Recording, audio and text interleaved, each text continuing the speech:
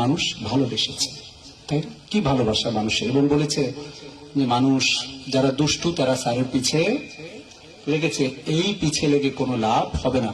Because কারণ আমি ওই যে নাসিমকে বলেছি যে আমার বাসায় এখনো সব কিন্তু আমি খুলি নাই, সকল বস্তা বেডিং এটা আমি খুলি নাই, এটা আমার 25তম পোস্টিং, আমি কিন্তু ওটা রেখে দিয়েছি সেইভাবে, সবকিছু খুলি নাই, যে চলে যেতেও তো হতে পারে।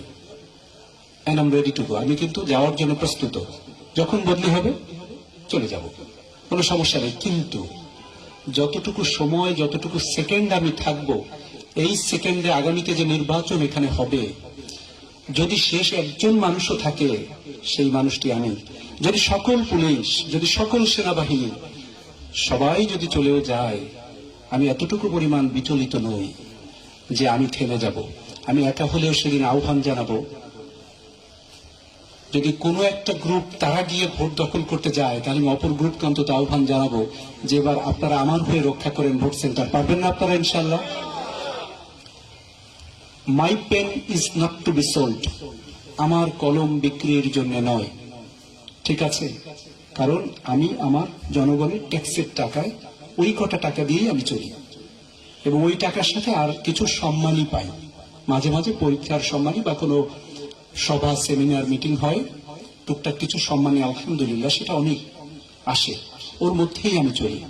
কোনো বাড়ির মধ্যে মুখ আমি ঢুকিয়ে দেইনি, কোনো ভূমি অফিসে মুখ আমি ঢুকিয়ে দেইনি।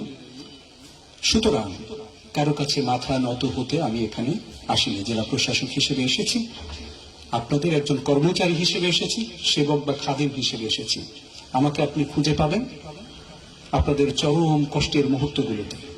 আমার জন্য অনুষ্ঠানের দিন গিফট নিয়ে আসছে কোন একটা অর্গানাইজেশন থেকে, বলছে স্যার আপনার জন্য গিফট নিয়ে আসছে। আমি বলছি কিসের গিফট?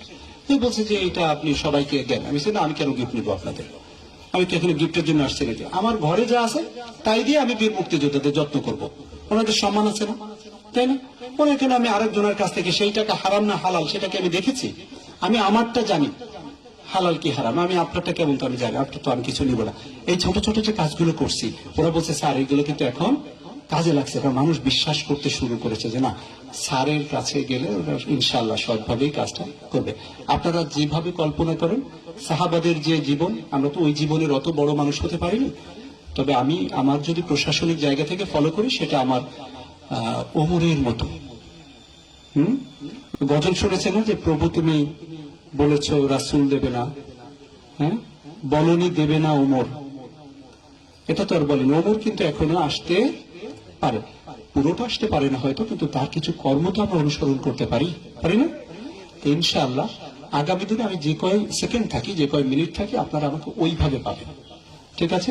আপনাদের প্রত্যেকটি কষ্টের সাথে আমি থাকবো, প্রত্যেকটি ভালো কাজে আমাকে না রাখলেও পারেন, আপনারা আনন্দ করতেই পারেন, তবে আগামী দিনে আমাকে আপনারা অন্তত আপনাদের দুর্দশার যে জায়গাগুলো সেখানে পাবেন ইনশাআল্লাহ। আর আপনারা দোয়া করবেন আমি যেন নির্বাচনে শক্ত হাতে একেবারে আপনারা খুশি খেসারত ভাবে ভোটটা আপনারা যার যার গোপন ভাবে গিয়ে দিতে পারেন।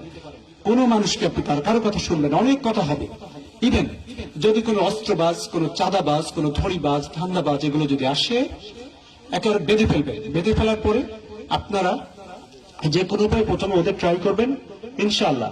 নাসিম সকলের ফোন তোমরা খোলা রাখবা, আমি ইনশাআল্লাহ সেগুলোকে ধরে নিয়ে ওগুলোকে জেলে কিভাবে পাঠাতে হয়, আমাদের জুডিশিয়াল ম্যাজিস্ট্রেট আছে, তাদের আমরা বলে দেব, দেখবেন যে জেল দিয়ে দিচ্ছে, ওই দিন কোনো ক্ষমা নেই, ঠিক আছে? কারো কোনো ক্ষমা নেই। আর আপনারা এতগুলো মানুষ দু একটা চাঁদাবাজের সাথে পাবেন না, সিস্টেমে ঘেরাও করে ফেলবেন, ঠিক আছে? একদম পিটমোড়া দিয়ে, ঠিক আছে না? ইনশাল্লাহ আপনারা এই শক্তি, আপনারা এটা পারলে পুলিশেরও কাজ কমে দেবে। পুলিশ ওই যে আমি যা বললাম এটা পুলিশও চায় যে আপনারা এগিয়ে আসেন, আর্মিও চায় যে আপনারা এগিয়ে আসেন, আর অস্ত্র আমরা উদ্ধার করে ফেলবো। আমি জানি এই বিষয়ে অনেক কথা হয়। আমরা সর্বশেষ কথাটি হলো যে শেষ আকাশের পরে পাখি কোথায় ওড়ে। একজন বিখ্যাত কবি, কবি মাহমুদ দারবিশ, প্যালেস্টাইনের বিখ্যাত কবি, ফিলিস্তিনিরা জানেন যে কত কষ্ট আছে, তিনি এই কবিতার লাইনটা বলে গেছে যে শেষ আকাশের পরে পাখি কোথায় ওড়ে। তা আমাদেরও সমাজে করাপশন সবকিছু এমন জায়গায় চলে গেছে, এখানেই আমি শেষ বলতে চাই। তারপরে আমরা যেখানে উড়ব ইনশাআল্লাহ সেই জায়গায় বাকিরা কিন্তু বাকিদের তড়ি মেরে আমরা উড়িয়ে দেবো ইনশাআল্লাহ। তারা যদি মনে করে থাকে এভাবে প্রতিদিন পার পেয়ে যাবে, তাহলে একদিন করাপশন নিয়েও এদেশে বিপ্লব আবারও হতে পারে। সুতরাং we should be very careful, আমাদের খুবই সচেতন হয়ে যায়। ভালো থাকি সবাই। আসসালামু আলাইকুম ওয়া রাহমাতুল্লাহি ওয়া বারাকাতুহু। প্রবাসীদের জন্য নির্মাণ হচ্ছে দেশের প্রথম স্মার্ট সিটি, যেখানে থাকছে স্কুল, মসজিদ, হাসপাতাল, সুইমিং পুল, হেলিপ্যাড, পাঠাগার, জিম, সুপারমার্কেট, শিশু পার্ক সহ সকল নাগরিক সুবিধা। মাত্র 30 লাখ টাকা বিনিয়োগে মিলছে আকর্ষণীয় ফ্ল্যাট। প্লাটিনাম ইনভেস্টরদের জন্য ঢাকা বিমানবন্দরে ভিআইপি প্রোটোকল সুবিধা। বিস্তারিত জানতে যোগাযোগ করুন স্ক্রিনে দেয়া হোয়াটসঅ্যাপ অথবা ইমো নাম্বারে।